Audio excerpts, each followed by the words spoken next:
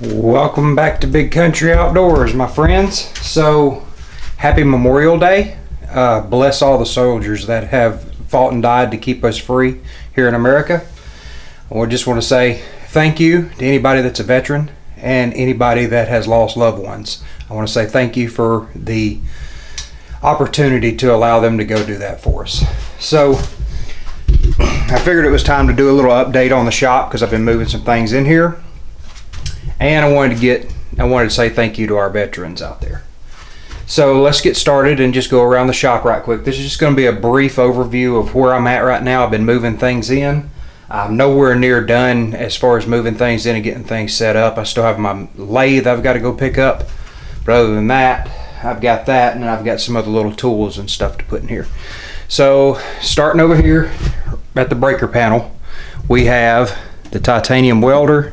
This is a 50-foot extension cord for the welder. We have my little bandsaw, which is it works as an upright bandsaw or a crosscut saw. You can use it either way, which I like it. I put it on casters so I can roll it around. That was one thing I did once I got it in here. I screwed me some boards to the bottom of it where it was square and put some casters on it.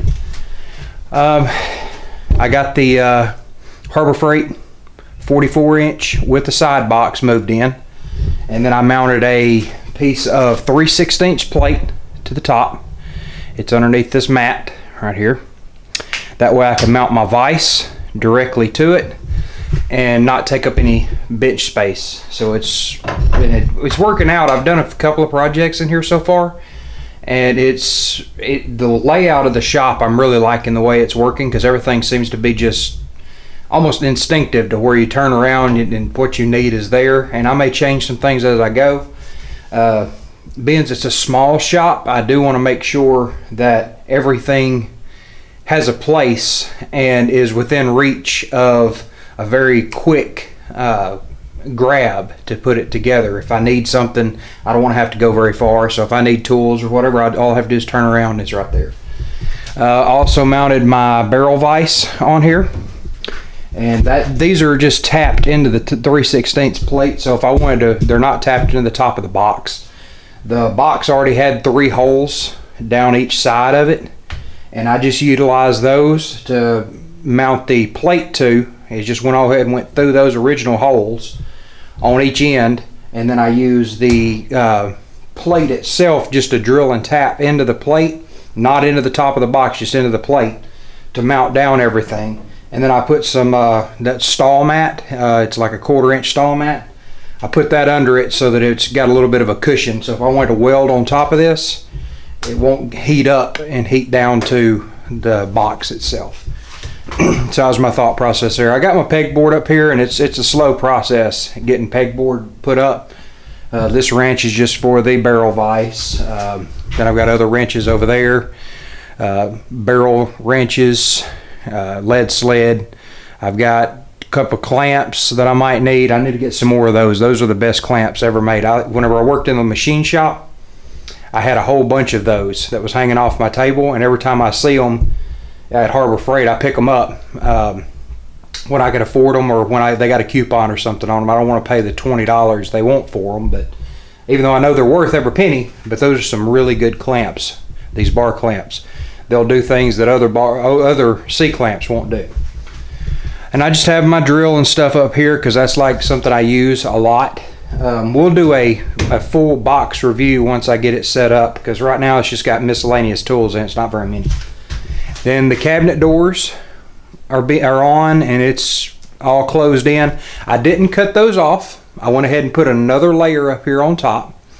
And I'm just going to use that for long items. Just slide it up in there, and then we'll keep it from rolling off. So I like it the way it is. Moving around here, I've got my little mini mill, and well, I guess I can start over here. I got my chargers for my Milwaukee drill and drivers. The AC unit, 12,000 BTU. It's in. I'm not even on yet now. And then this fan's just kind of hanging here, and all that is just to kind of circulate the air. I'm going to do something a little more permanent later. Right now that's working out for me. It's just to push the air down the front of this bench. All right, and then I got my Machinist boxes up.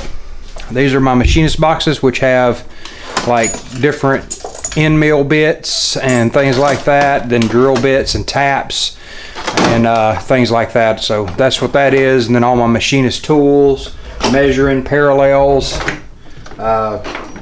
calipers, different caliper sets, and then inside mics, outside mics, depth mics, all that kind of stuff is right there. And we used to have these at the machine shop, and I loved them. And I ordered one from Penn, and it's pretty Penn tool. They're pretty expensive. They're only like 20 bucks for what it is. And I wish somebody made one a lot cheaper, but that's the only way I can find it. And what it is it's a drill and tap set. So what it is it's just the plastic block is all you get. And you put the tap on one side, and then you put the drill bit on the other, and they're machined out to fit each one perfectly. And they have the markings on them, so if you look at the top of it, and if you're having a rough day or whatever, you know that if you pull a half 13 tap out right beside it, it'll tell you that you need to have a 421 drill bit.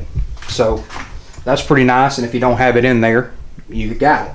I also got a set of transfer punches, dial indicators. The transfer punches are down here. They're invaluable, especially mounting things into a blind hole on top of a plate. Just transfer right through them and hammer them down. Let's see, what else can I show you here? Oh, so I don't remember if I told y'all or not that I was having some issues trying to think of how I was going to mount these to the benches so they wasn't in the way, so they wasn't permanently mounted. Show you what I did. So I took a piece of plywood, of a 2x4 right here, and I mounted them to the 2x4, both of them. Mounted that with the two of them on it, and this one with one.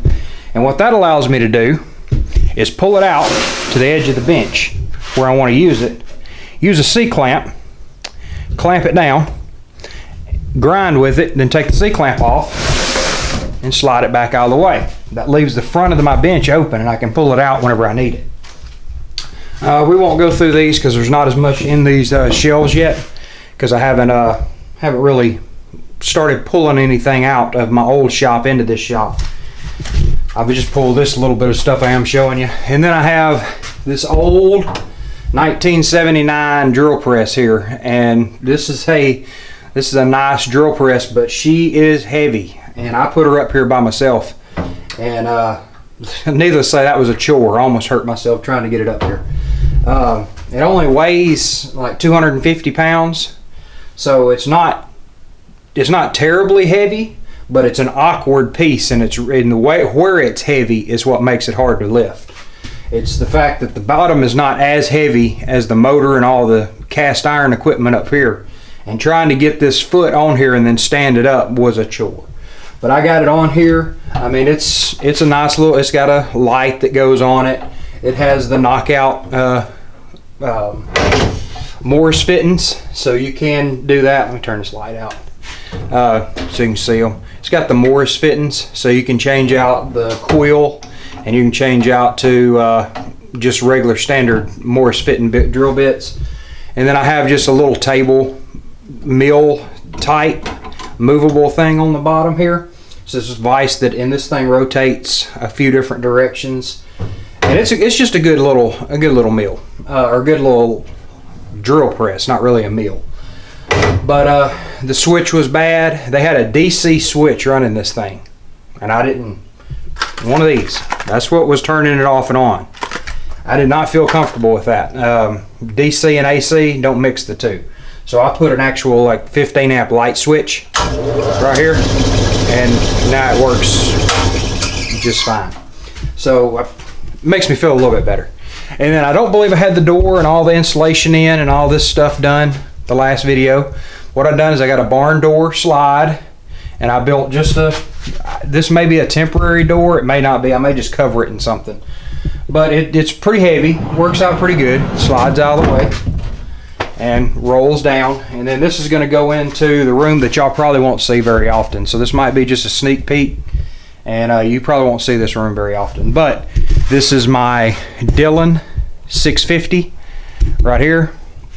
Then I have other presses around them, turrets, things like that. Air conditioner still has to go in here. and then pegboard everywhere in this room. And then you've got the big heavy duty shelf here, and the reason it's heavy duty and the reason I built it so heavy is because what's on the bottom of this thing is just lead. It's just lead, and I carried them all up here, and it's probably close to 600-700 pounds right now of just miscellaneous stuff, and I've still got a lot more to put on there. And it's not ammo or anything, it's just lead for casting stuff. So yeah, you probably won't see this room very often, but I'll give you a little sneak peek of what it looks like. I may come back and do this, but this will probably be on my other channel, anything that's in this room. So that'll be on my big 460 channel, big country 460. So let's see, I think that's it for now. There's not really that much that I've done other than that. I just wanted to give you a quick update and let y'all know what was going on and how much I had gotten moved in here, and just give you a progression, because it has been about a week, I guess, since I posted a video. So I'm going to throw this one up today, and thanks for the veterans. Have a great Memorial Day. Enjoy your 3-day weekend. Make sure if you see a veteran, tell him thank you. Thanks for watching. Have a great day.